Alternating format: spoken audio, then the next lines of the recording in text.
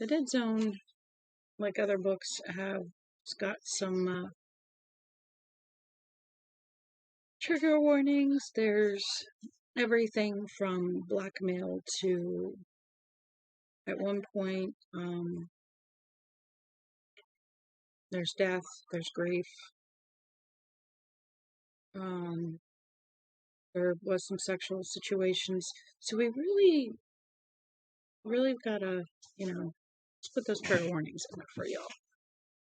Anyway, this yawning's gotta stop.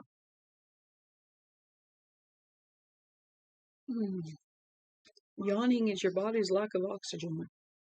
Yes, well, I don't like yawning. Anyway. Let me get me a tissue here and wipe my eyeballs. My eyes have been giving me issues lately, so we're just gonna wipe our eyes here because we got some leaky allergies. And the weather's sucky right now, so that doesn't help. Anyway, shall we begin?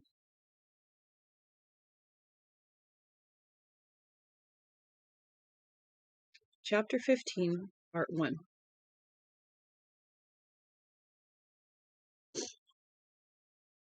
Later, Johnny supposed that the reason he ended up finally making love to Sarah, almost 5 years to the day after the fair, had a lot to do with the visit of Richard Dees, the man from Inside View. The reason he'd finally weakened and called Sarah and invited her to come and visit was little more than a wistful urge to have someone nice come to call and take the nasty taste out of his mouth. Or so he told himself. He called her in Kennebunk and got the former roommate, who said Sarah would be right with him. Funk down, and there was a moment of silence, and then he contemplated, but not very seriously, just hanging up and closing the books for good. Then Sarah's voice was in his ear. "Johnny, is it you?" "The very same. How are you?" "Fine. How's by you?" "I'm fine," she said.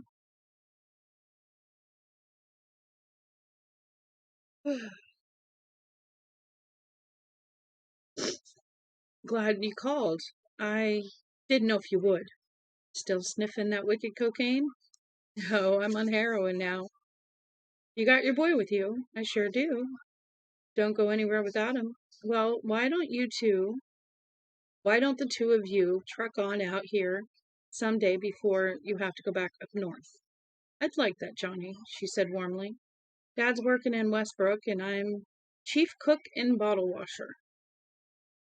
He gets home around 4:30, and we eat around 5:30. You're welcome to stay for dinner. But be warned, all my best dishes use Franco-American spaghetti as their base." She giggled. "Invitation accepted. Which day is best?" "What about tomorrow or the day after?" "Oh, my apologies." "What about tomorrow or the day after, Sarah?" "Tomorrow's fine," she said after the briefest of hesitations. "See you then. Take care, Sarah. You too." So, quick conversation. He hung up thoughtfully, feeling both excited and guilty, for no good reason at all. But your mind went where it wanted to, didn't it? And where his mind wanted to go now was to examine possibilities maybe best left unconsidered. Well, she knows the things she needs to know. She knows what time Dad comes home. What else does she need to know? And his mind answered itself. What you're going to do if she shows up at noon. What you going to do? Nothing, he answered, and didn't wholly believe it. Just thinking about Sarah.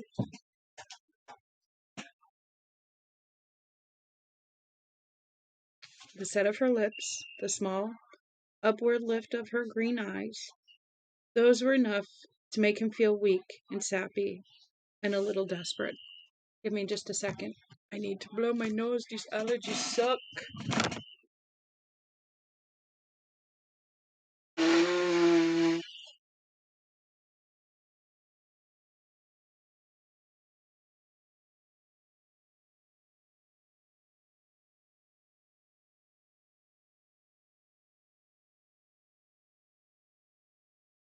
watching? 3.5 Men or something?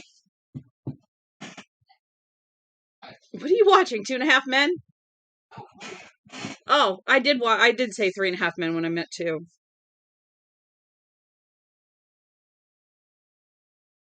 Did you ever have a day that is just driving you crazy, that everything wants to just... Eyes watering again. Allergies suck. They really do. Johnny thinking about Sarah, or just thinking about Sarah, the set of her lips, the small upward lift of her green eyes, those were enough to make him feel weak and sappy and a little desperate. Johnny went out to the kitchen and slowly began to put together this night's supper. Not so important, just for 2. Father and son batching it. It hadn't been all that bad. He was still healing. He and his father had talked about the 4.5 years he had missed, about his mother, working around that carefully, but always seeming to come a little closer to the center, in a tightening spiral. Not needing to understand, maybe, but needing to come to terms. No, it hadn't been that bad. It was a way to finish putting things together, for both of them. But it would be over in January, when he returned to Cleves Mills to teach. He had gotten his half-year contract from Dave Pelson the week before, had signed it and sent it back. What would his father do then? Go on, Johnny supposed. People had a way of doing that, just going on, pushing through, with no particular drama, no big drum rolls. He would get down to visit her as often as he could, every weekend, if that felt like the right thing to do. So many things had gotten strange so fast that all he could do was feel his way slowly along, groping like a blind man in an unfamiliar room. He put the roast in the oven, went into the living room, snapped on the TV, then snapped it off again. He sat down and thought about Sarah. The baby, he thought. The baby will be our chaperone if she comes early. So that was all right, after all bases covered. But his thoughts were still long and uneasily speculative. She came at 12:15 the next day, wheeling a snappy little red Pinto in the driveway and parking it, getting out, looking tall and beautiful.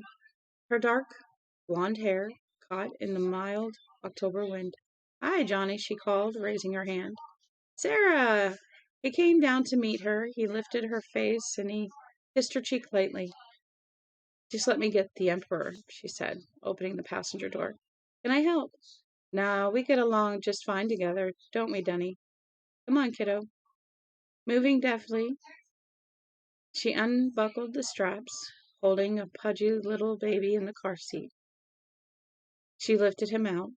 Denny stared around in the yard with wild, solemn interest, and then his eyes fixed on Johnny and held there. He smiled. "Big," Denny said, and waved both hands. "I think he wants to go to you," Sarah said. "Very unusual. Denny has his father's Republican sensibilities. He's rather standoffish. Want to hold him?" "Sure," Johnny said, a little doubtfully. Sarah grinned. He won't break you, and you won't drop him," she said, and handed Denny over. "If you did, he'd probably bounce right up like silly putty. Disgustingly fat baby." "Van Bunk," Denny said, curling one arm nonchalantly around Johnny's neck and looking comfortably at his mother. "It really is amazing," Sarah said. "He never takes to people like Johnny." "Johnny?" When the baby put his arm around Johnny's neck, a confused rush of feelings had washed over him like mild, warm water. There was nothing dark, nothing troubling. Everything was very simple. There was no concept of the future in the baby's thoughts, no feeling of trouble, no sense of past unhappiness, and no words, only strange images, warmth, dryness, the mother, the man, that was himself. Johnny? She was looking at him apprehensively. Is everything all right? She's asking me about Denny, he realized. Is everything all right with Denny? Do you see trouble, problems? Everything's fine, he said. We can go inside if you want, but I usually roost on the porch. It'll be time to crouch around the stove all day long soon enough. I think the porch will be super. And Denny looks as if he'd like to try out the yard. Great yard, he says. Right, kiddo? She ruffled his hair and Denny laughed. He'll be okay. As long as he doesn't try to eat any of those wood chips. I've been splitting stove length, Johnny said, setting Denny down as carefully as a Ming vase. Good exercise. How are you, physically? I think, Johnny said, remembering the heave-ho he had given Richard Dees a few days ago, that I'm doing as well as could be expected. Well, that's good. You were kinda low the last time I saw you. Johnny nodded. The operations. Johnny? He glanced at her and again felt that odd mix of speculation, guilt, and something like anticipation in his viscera. Her eyes were on his face, frankly and openly. Yeah. Do you remember about the wedding ring? He nodded. It was there, where you said it would be. I threw it away. Did you? He was not completely surprised. I threw it away and never mentioned it to Walt. She shook her head. And I don't know why. It's bothered me ever since. Don't let it. They were standing on the steps, facing each other. Color had come up in her cheeks, but she didn't drop her eyes.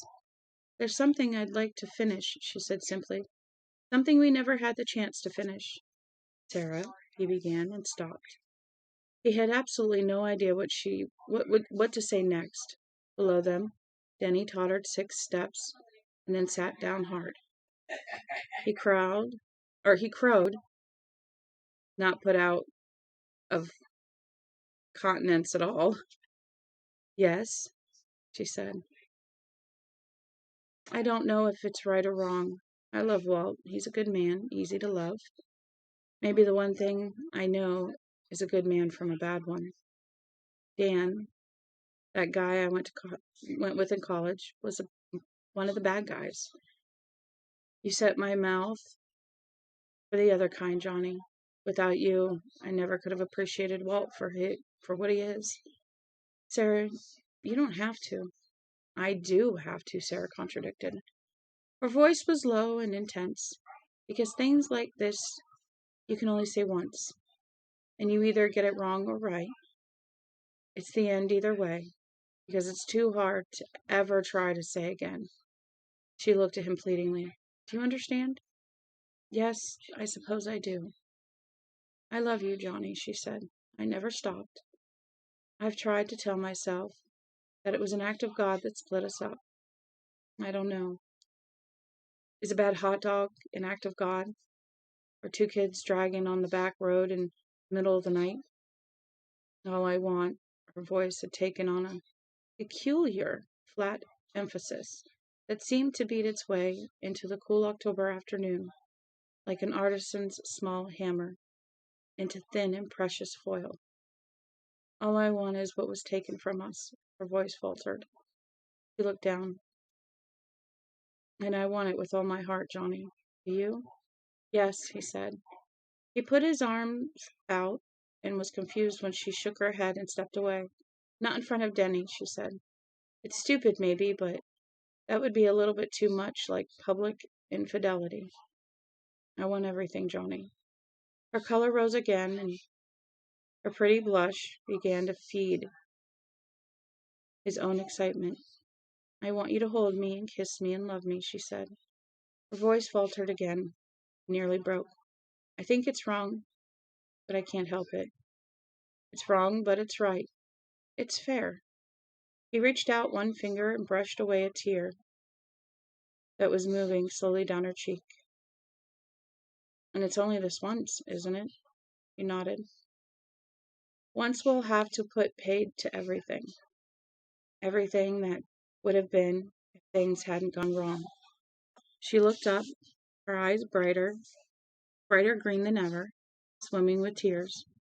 Can we put paid to everything with only the one time, Johnny? No, he said, smiling. But we can try, Sarah.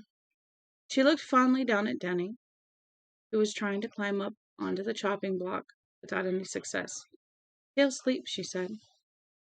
Part 3. They sat. When did we get to part 2? Oh, when she came up. Okay. They sat on the porch and watched Denny play in the yard under the high blue sky. There was no hurry, no impatience between them, but there was a growing electricity that they both felt. She had opened her coat and sat on the porch glider in a powder blue wool dress, her ankles crossed, her hair blown carelessly on her shoulders where the wind had spilled it.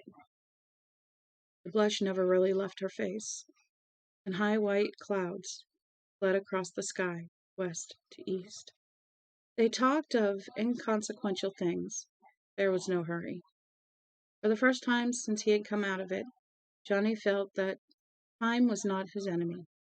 Time had provided them with this little air pocket in exchange for the main flow of which they had been robbed, and it would be here for as long as they needed it.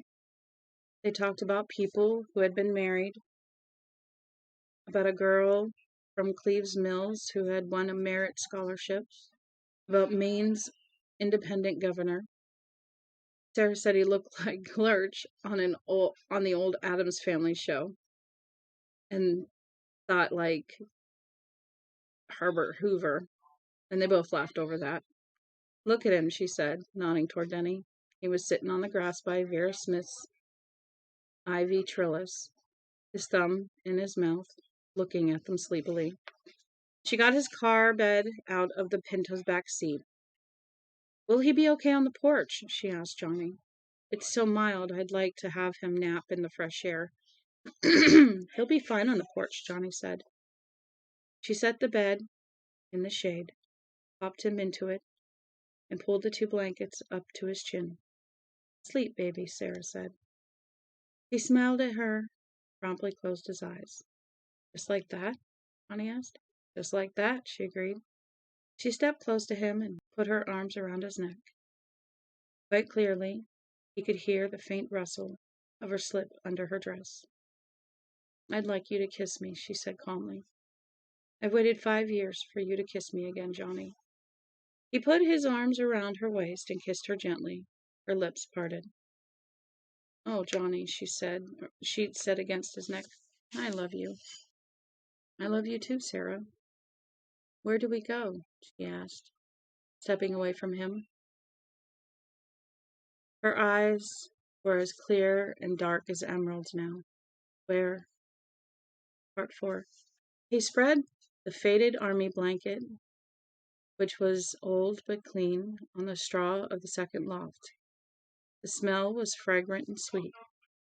High above them, there was a mysterious coo and flutter of the barn swallows, and then they settled down again.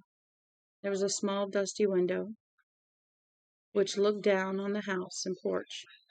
Sarah wiped a clean place on the glass and looked out at Denny. It's okay? Johnny asked. Yes. Better here than in the house. That would have been like, she shrugged, making my dad a part of it? Yes. This is between us. Our business. Our business, she agreed.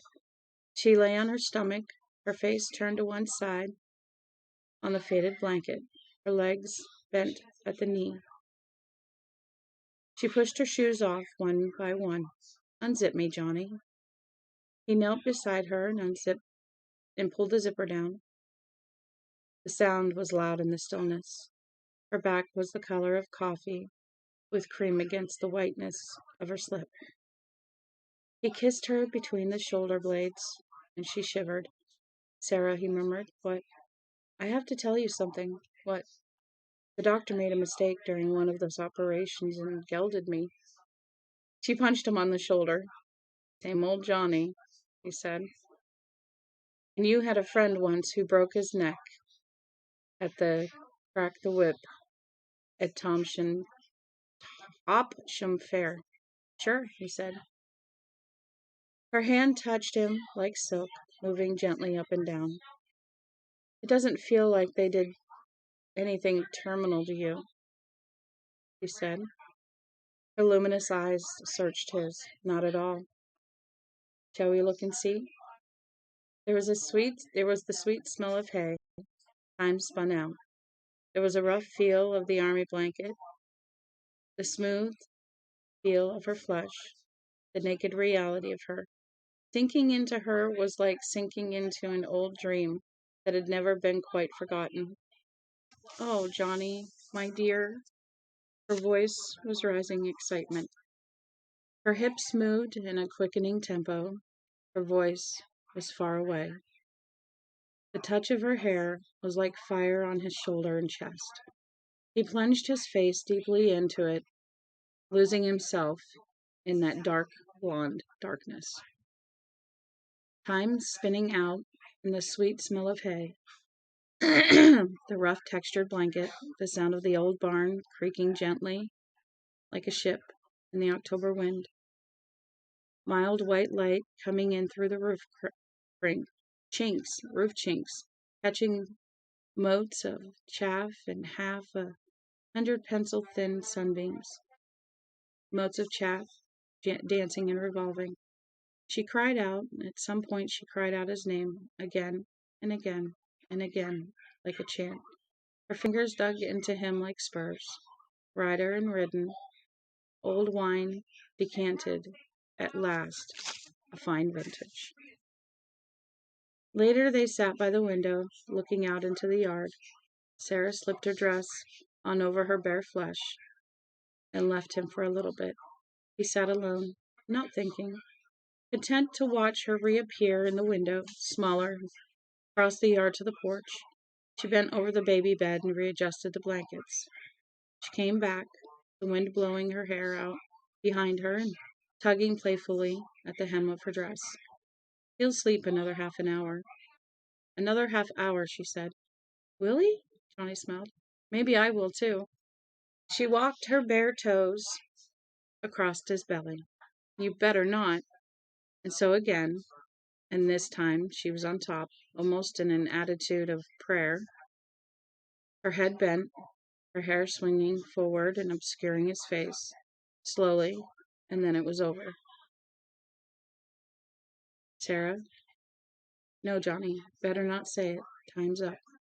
I was going to say that you're beautiful. Am I? You are, he said softly. Dear Sarah. Did we put paid to everything? She asked him. Johnny smiled. Sarah, we did the best we could. Part 6. Herb didn't seem surprised to see Sarah when he got home from Westbrook. He welcomed her, made much of the baby, and then scolded Sarah for not bringing him down sooner. He has your color and complexion, Herb said, and I think he's going to have your eyes when they get done changing. If only he has his father's brains, Sarah said. She had put an apron on over the blue wool dress. Outside, the sun was going down. Another 20 minutes, and it would be dark. You know, the cooking is supposed to be Johnny's job, Herb said. Couldn't stop her. She put a gun to my head. Well, maybe it's all for the best, Herb said. Everything you make comes out tasting like Franco-American spaghetti. Johnny shied a magazine at him, and Denny laughed, a high, piercing sound that seemed to fill the house. Can he see? Johnny wondered. It feels like it's written all over my face. And then a startling thought came to him as he watched his father digging in the entryway closet for a box of Johnny's old toys that he had never let Vera give away. Maybe he understands. They ate. Herb asked Sarah what Walt was doing in Washington, and she told them about the conference he was attending, which had to do with Indian land claims. The Republican meetings were mostly wind testing exercises, she said. Most of the people he's meeting with think that if Reagan is nominated over Ford next year, it's going to mean the death of the party, Sarah said. And if the grand old party dies, that means Walt won't be able to run for Bill Cohen's seat in 78 when Cohen goes after Bill Hathaway's Senate seat. Herb was watching Denny eat string beans, seriously, one by one, using all 6 of his teeth on them. I don't think Cohen will be able to wait till 78 to get in the Senate. He'll run against Muskie next year. Walt says Bill Cohen's not that big a dope, Sarah said. He'll wait. Walt says his own chance is coming, and I'm starting to believe him. After supper, they sat in the living room and talk turned away from politics. They watched Denny play with the old wooden cars and trucks that a much younger Herb Smith had made for his own son over a quarter of a century ago. A younger Herb, Herb Smith, who had been married to a tough, good-humored woman who would sometimes drink a bottle of Black Label beer in the evening. A man with no gray in his hair and nothing but the highest hopes for his son. He does understand, Johnny thought, sipping his coffee. Whether he knows what went on between Sarah and me this afternoon, whether or not he suspects what might have gone on, he understands the basic cheat. You can't change it or rectify it. The best thing you can do is try to come to terms. This afternoon, she and I consummated a marriage that never was, and tonight he's playing with his grandson. He thought of the Wheel of Fortune, slowing, stopping, house number, everyone loses. Gloom was trying to creep up, a dismal sense of finality, and he pushed it away. This wasn't the time. He wouldn't let it be the time. By 8:30, Denny had begun to get scratchy and cross, and Sarah said, "Time for us to go, folks. He can suck a bottle on our way back to Kennebunk, about 3 miles from here. He'll have forked off." "Thanks for having us." Her eyes, brilliant green, found Johnny's for a moment. "Our pleasure entirely," Herb said, standing up. "Right, Johnny?" "Right," he said. "Let me carry the car bed out for you, Sarah." At the door, Herb kissed the top of Denny's head, and Denny grabbed Herb's nose in his chubby fist and honked it hard enough to make Herb's eyes water, and Sarah's cheek. Johnny carried the car bed down to the red Pinto, and Sarah gave him the keys so he could put everything in the back. When he finished, she was standing by the driver's door, looking at him. "It was the best we could do," she said, and smiled a little. But the brilliance of her eyes told him the tears were close again. "It wasn't so bad at all," Johnny said. "We'll stay in touch." "I don't know, Sarah, will we?" "No, I suppose not. It would be too easy, wouldn't it?" "Pretty easy, yes." She stepped close and stretched to kiss his cheek, smell her hair, clean and fragrant. "Take care," she whispered. "I'll think about you." "Be good, Sarah," he said, and touched her nose. She turned then, got in behind the wheel, a smart woman matron whose husband was on the way up. "I doubt like hell if they'll be driving a Pinto next year," Johnny thought. The lights came on, then the little sewing machine motor roared. She was pulling out of the driveway. Johnny stood by the chopping block, hands in his pockets, and watched her go. Something in his heart seemed to have closed. It was not a major feeling. That was the worst of it. It wasn't a major feeling at all. He watched until the taillights were out of sight, and then he climbed the porch steps and went back into the house. His dad was sitting in the big easy chair in the living room. The TV was off. The few toys he had found in the closet were scattered on the rug, and he was looking at them. "Good to see Sarah," Herb said. "Did you and her have—" There was the briefest, most minute hesitation. "A nice visit?" "Yes," Johnny said. "She'll be down again?" "No, I don't think so." He and his dad were looking at each other. Well, now maybe that's for the best," Herb said finally. "Yes, maybe so." "You played with those toys," Herb said. getting down on his knees and beginning to gather them up. I gave a bunch of them to Lori Gedrow, ugh, when she had her twins. But I knew I had a few of them left. I saved a few back. He put them back in the box one by one, turning each of them over in his hands, examining them. A race car, a bulldozer, police car, a small hook and ladder truck, from which most of the red paint had been worn away, where a small hand would grip. He took them back to the entryway closet and put them away. Johnny didn't see Sarah Hazlett again for 3 years. Chapter 16, Part 1. The snow came early that year. There were 6 inches on the ground by November 7th. Sounds like here. And Johnny had taken to lacing on a pair of old green gum rubber boots. I don't know what gum rubber is, but I think I know what kind of boots those are. And wearing his old parka for the trek up to the mailbox.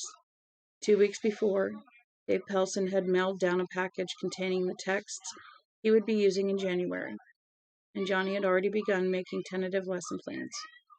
He was looking forward to getting back. Dave had also found him an apartment on Howland Street in Cleves, 24 Howland Street. Johnny kept that on a scrap of paper in his wallet, because the name and number had an irritating way of slipping his mind. On this day, the skies were slaty and lowering, the temperature hovering just below the 20-degree mark. As Johnny tramped up the driveway, the first spats of snow began to drift down. Because he was alone, he didn't feel too self-conscious about running his tongue out and trying to catch a flake on it. He was hardly limping at all, and he felt good. There hadn't been a headache in 2 weeks or more. The mail consisted of an advertising circular, a Newsweek, and a small manila envelope addressed to John Smith, no return address. Johnny opened it on the way back, the rest of the mail stuffed into his hip pocket. He pulled out a single page of newsprint, saw the words "Inside View" at the top, and came to a halt halfway back to the house. It was page 3 of the previous week's issue. The headline story dealt with a reporter's expose on a handsome second banana of a TV crime show. The second banana had been suspended from high school twice, 12 years ago, and busted for possession of cocaine 6 years ago. Hot news for the House of America. There was also an all-grain diet, a cute baby photo, and a story of a 9-year-old girl who had been miraculously cured of cerebral palsy at Lourdes. Doctor mystified, the headline trumpeted gleefully. The story near the bottom of the page had been circled. Maine psychic admits hoax, the headline read. The story was not bylined. It has always been the policy of Inside View not only to bring you the fullest coverage of the psychics, which the so-called national press ignores, but to expose the tricksters and charlatans who have held back true acceptance of legitimate psychic phenomena for so long. One of these tricksters admitted his own hoax to the Inside View source recently. This so-called psychic, John Smith of Pownell, Maine, admitted to our source that it was all a gimmick to pay back my medical bills. If there's a book in it, I might come out with enough to pay off what I owe and retire for a couple of years in the bargain. Smith grinned. These days, people will believe anything. Why shouldn't I get on the gravy train? Thanks to Inside View, which has always cautioned readers that there are 2 phony psychics for each real one, John Smith's gravy train had been derailed, and we reiterated our standing offer of $1,000 to anyone who can prove that any nationally known psychic is a fraud. Hoaxers and charlatans Be warned. Johnny read the article twice as the snow began to come down more heavily. A reluctant grin broke over his features. The ever vigilant press apparently didn't enjoy being thrown off some bumpkin's front porch, he thought. He tucked the tear sheet back into its envelope and stuffed it in the back pocket with the rest of the mail. Dees, he said aloud, I hope you're still black and blue. His father was not so amused. Herb read the clipping and then slammed it down on the kitchen table with disgust. You ought to sue this son of a whore.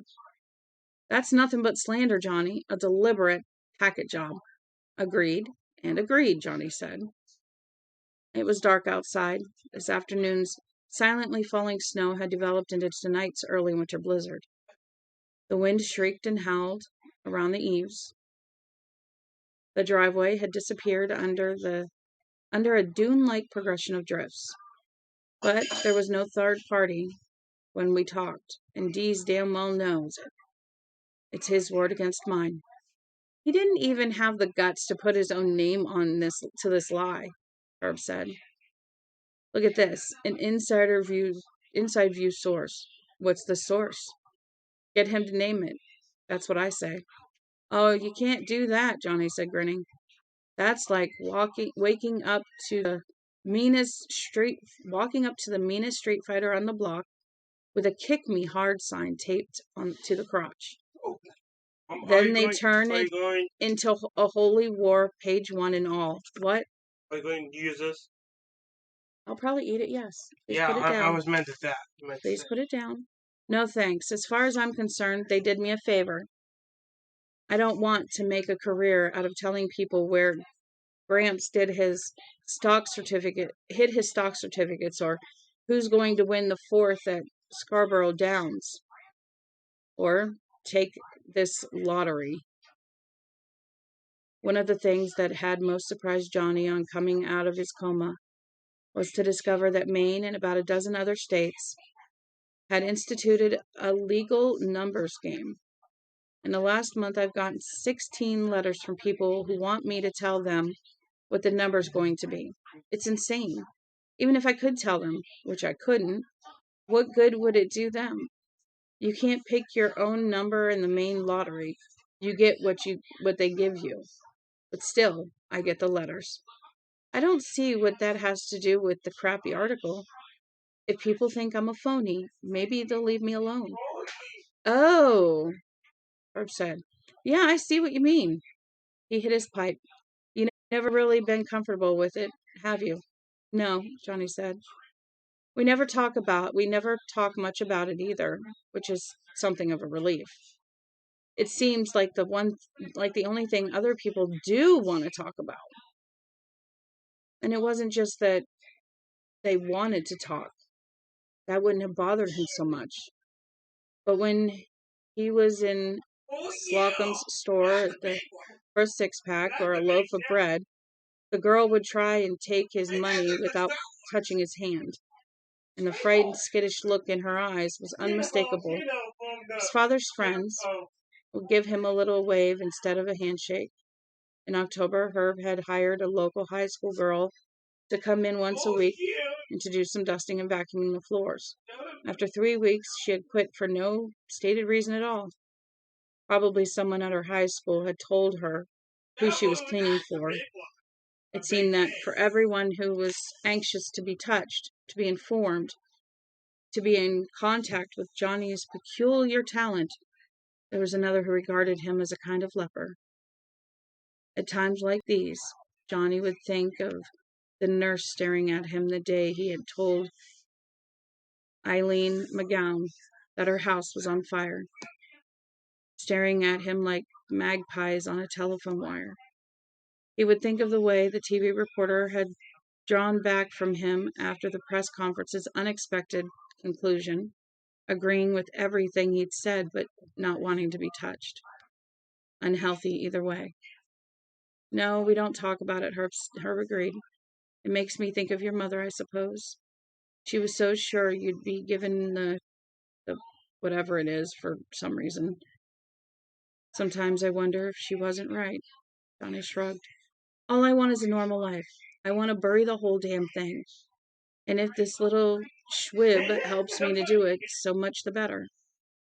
But you still can do it, can't you? Herb asked. He was looking closely at his son. Johnny thought about the night not quite a week ago. They had gone out to dinner, a rare happening on their strapped budget. They had gone to Cole's Farm in Gray, probably the best restaurant in the area, a place that was always packed. The night had been cold, the dining room cheery and warm. Johnny had taken his father's coat and his own to the cloakroom, and as he thumbed through the racked coats, looking for empty hangers, a whole series of clear impressions had cascaded through his mind. It was like that sometimes, and on another occasion, he could have handled every coat for 20 minutes and gotten nothing at all. There was a lady's coat with a fur collar. She was having an affair with one of her husband's poker buddies. Was scared sick about it, but didn't know how to close it off. A men's denim jacket, sheepskin lined. This guy was also worried about his brother, who had been badly hurt in a construction project the week before. A small boy's parka his grandmother in Durham had given him, a Snoopy transistor radio just today, and he was mad because his father hadn't let him bring it into the dining room with him. And another one, a plain black top coat, had turned him cold with terror and robbed him of his appetite. The man who owned this coat was going mad. So far, he had kept up appearances, not even his wife suspected. But his vision of the world was being slowly darkened by a series of increasingly paranoid fantasies. Touching that coat had been like touching a writhing coil of snakes. Yes, I can still do it, Johnny said briefly. I wish to hell I couldn't. You really mean that? Johnny thought of the plain black top coat. He had only picked at his meal, looking this way and that, trying to single the man out of the crowd, unable to do so. Yes, he said, I mean it. Best forgotten then, Herb said, and clapped his son on the shoulder. Part 3. And for the next month or so, it seemed that it would be forgotten. Johnny drove north to attend a meeting at the high school for mid-year teachers and to take a load of his personal things up to his new apartment, which he found small but livable.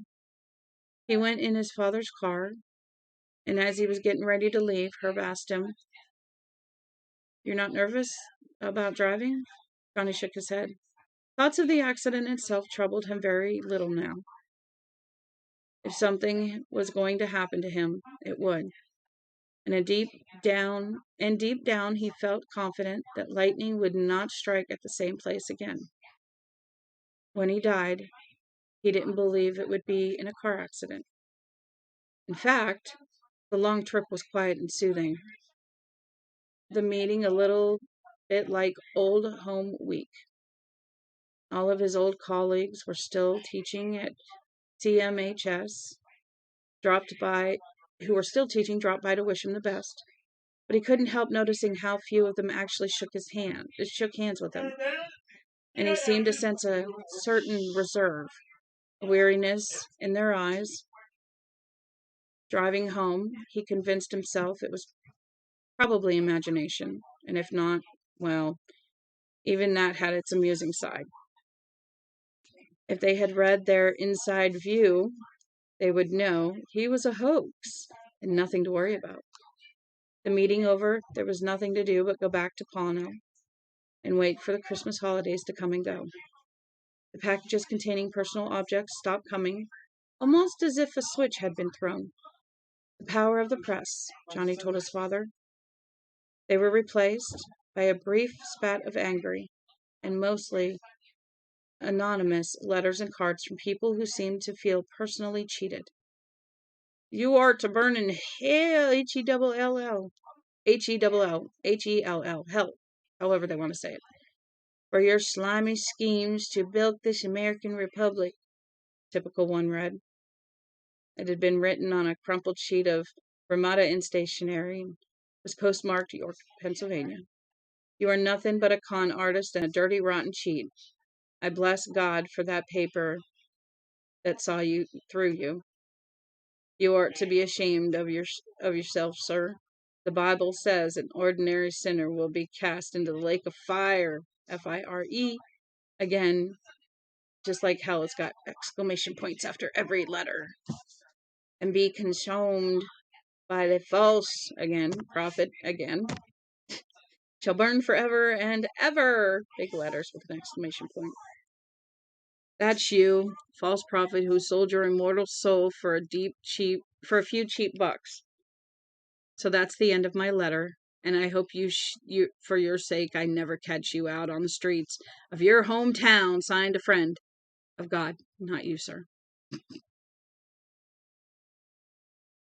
Only 24 letters in this approximate vein came in during the course of about 20 days following the appearance of the Inside View story. Several enterprising souls expressed an interest in joining in with Johnny as partners. I used to be a magician's assistant, one of the letters. Later missives bragged, and I could trick an old whore out of her G-string. If you're planning a mentalist gig, you need me in. Then the letters dried up, as had the earlier influx of boxes and packages. On a day in late November, when he had checked the mailbox and found it empty for the... What? Hi. Found it empty for the third... Bless you. Third afternoon in a row, Johnny walked back to the house, remembering that Andy Warhol had predicted that the day would come when everyone in America would be famous for 15 minutes. Apparently, his 15 minutes had come and gone, and no one was any more pleased about it than he was. But as things turned out, it wasn't over yet.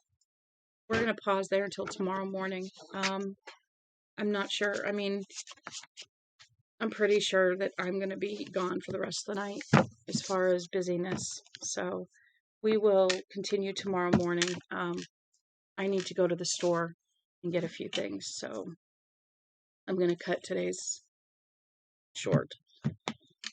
Today's reading is going to be short, as it is right now. I need to warm up. I'm cold. Anyway, I hope that y'all have a good day. I want to thank you for reading with me. I love it when you guys come and read with me. Like I said, it's my daughter's birthday, so I won't be reading tonight. I'm going to spend it with her and the family. So I shall see you guys later. I hope you have a good weekend, and I will see you tomorrow morning. Love y'all.